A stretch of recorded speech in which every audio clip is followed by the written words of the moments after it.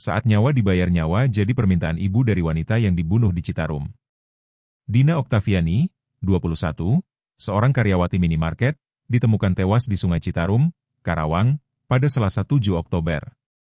Dia merupakan korban pembunuhan. Pelakunya tak lain adalah atasannya sendiri di tempat kerja, Herianto, 27, yang kini sudah ditangkap. Saat ditemui pada Minggu 12 Oktober di Purwakarta, Yayah, Ibu Dina, tampak begitu terpukul dengan kepergian sang anak. Wajahnya tidak berhasil menyembunyikan rasa sedih seorang ibu ditinggal anak. Perasaannya begitu hancur. Ia dan pihak keluarga berharap kasus ini bisa segera terungkap kebenarannya dan pelaku agar mendapat hukuman seberat-beratnya. Kalau bisa dihukum seberat mungkin. Kalau bisa, nyawanya diganti dengan nyawa anak saya, ucap Yayah. Yayah terakhir kali bertemu dengan anaknya itu pada Sabtu 4 Oktober lalu.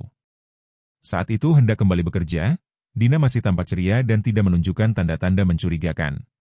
Dina sempat mengabari ibunya sekitar pukul 19.39 WIB, memberitahukan bahwa ia sudah tiba di kos di wilayah Purwakarta. Yayah menilai Herianto, 27, berbohong saat mengaku Dina sering curhat soal asmara dan minta dicarikan orang pintar.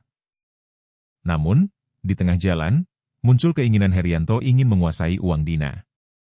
Download Tribun X sekarang, menghadirkan lokal menjadi Indonesia.